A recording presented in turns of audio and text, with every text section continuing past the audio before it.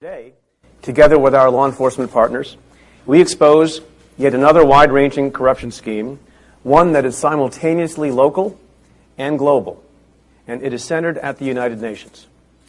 We unseal today a criminal complaint charging 6 individuals with participating in a years-long corruption and bribery scheme.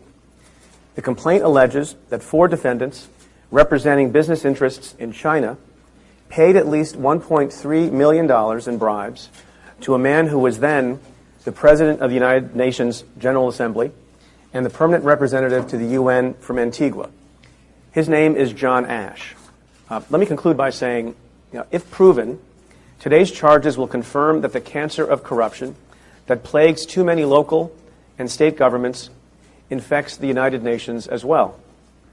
As alleged, for Rolex watches, bespoke suits, and a private basketball court, John Ash, the 68th President of the UN General Assembly, sold himself and the global institution he led. United in greed, the defendants allegedly formed a corrupt alliance of business and government, converting the UN into a platform for profit. I think people know by now that we will continue to do everything we can to root out public corruption, whether we find it in the City Council, in Albany, or, as here, in the United Nations. Let me make clear also that this investigation continues. There's a lot more work to do.